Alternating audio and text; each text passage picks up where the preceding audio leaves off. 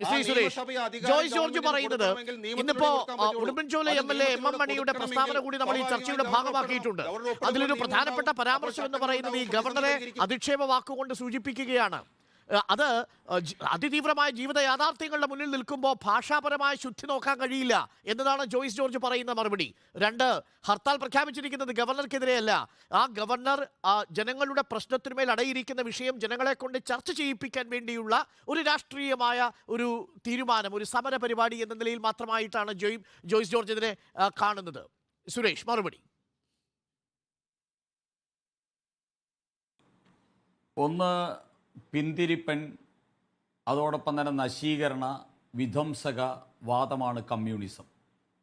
ആ പിന്തിരിപ്പൻ നശീകരണ വിധ്വംസക വാദത്തിന് സംസ്കാരവും മര്യാദയും മാന്യതയും കൂടി ഇല്ലാതായി കഴിഞ്ഞാൽ എങ്ങനെ ഇരിക്കുമെന്ന് ചോദിച്ചാൽ അത് MM മണിയെപ്പോലെ ഇരിക്കും, കേരളത്തിലെ കമ്മ്യൂണിസ്റ്റുകാരെ പോലെ ഇരിക്കും എന്നാണ് എനിക്ക് ആദ്യം പറയാനുള്ളത്. MM മണി ഭാഗ്യവശാൽ നാറി എന്നേ വിളിച്ചുള്ളൂ. ഇവിടുത്തെ മുഖ്യമന്ത്രി പരനാറി എന്നാണ് ഒരു പൊതു പ്രവർത്തകനെ വിളിച്ചത്. അപ്പോൾ നാറിയും പരനാറിയും എന്ന് പറയുന്നത് സംസ്കാരത്തിൻ്റെ ഭാഷ്യമായിട്ട് അംഗീകരിച്ച ഒരു പാർട്ടി ഈ കേരളത്തിൽ ഇപ്പോഴും ജീവിച്ചിരിക്കുന്നല്ലോ എന്ന് ഓർത്ത് ഈ കേരളം ലജ്ജിച്ച് തലതല്ലിച്ചാകേണ്ട അവസ്ഥയാണ്.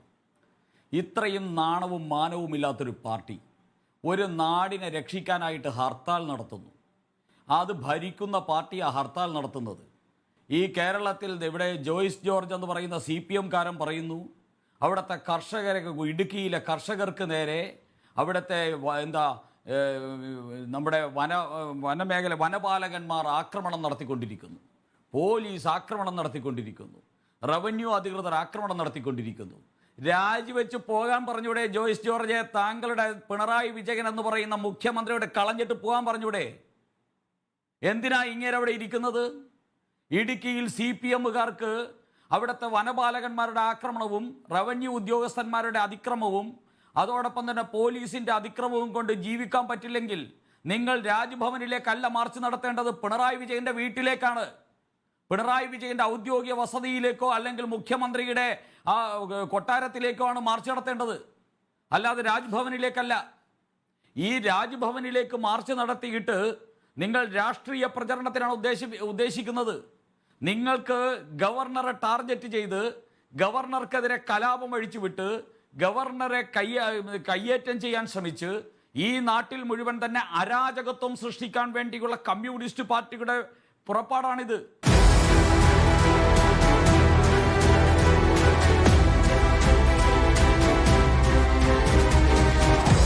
Debate with Arun Kumar.